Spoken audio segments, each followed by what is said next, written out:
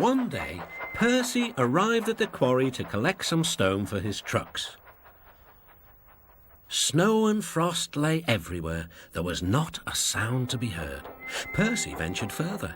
He found Mavis, the new diesel engine, resting in the shelter of some rocks. "Cheer up, Mavis," he whistled. Mavis was still remembering the trouble she'd had with trucks. "Manager says I don't listen to advice. He says I've no business jauntering down Toby's line. Toby's a fusspot." "Toby has forgotten more about trucks than you will ever know," replied Percy. "You must put the trucks where he wants them. Then you'll be a really useful engine. Now, if you'll excuse me, I have to take these stones to the harbour." Mavis liked Percy, but she still wouldn't listen to his advice. "Why shouldn't I go on Toby's line?" The siding arrangements were awkward. To put the trucks where Toby wanted them, Mavis had to make several journeys. She started making a plan. "If we use the teeniest bit of Toby's line, we would save all this bother." Her driver, suspecting nothing, allowed them to go as far as the first level crossing. A few days later, the weather changed. As the snow melted, the quarry grew busy again. Some trains were so long that Mavis had to go beyond the level crossing. Now for her plan. She would go further down the line without it seeming her fault. "Can you keep a secret?" she asked the trucks. Yes, they chattered. "Will you bump me at the level crossing and tell no one I asked you?" The trucks promised. But whilst Mavis was away, Toby arrived. He decided to shunt the trucks himself. The trucks decided to bump him anyway.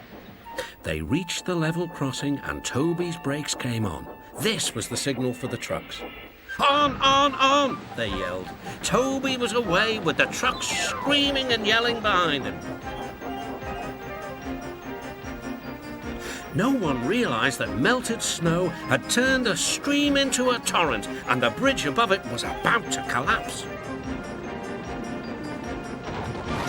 The rails were now like a tightrope across the thundering water.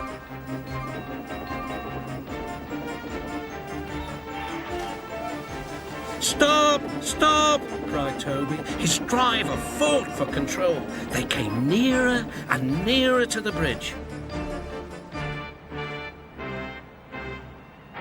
The driver braked hard.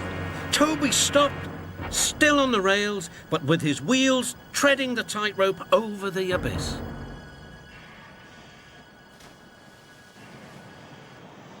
Mavis was horrified and quickly came to the rescue.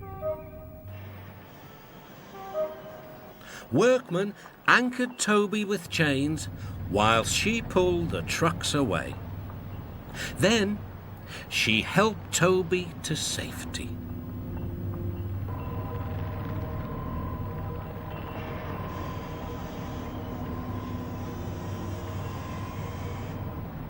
I'm sorry about the trucks, said Mavis. I can't think how you managed to stop them in time.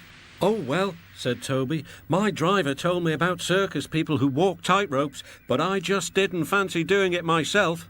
Later, the Fat Controller arrived. A very smart piece of work, he said. Mavis, you did well too, I hear. It was my fault about those trucks, sir, she faltered. But if I could... Could what? Come down the line sometimes, sir.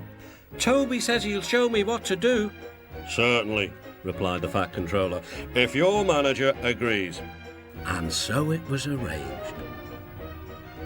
Now Mavis is as happy as can be, and the Fat Controller thinks she's really useful indeed.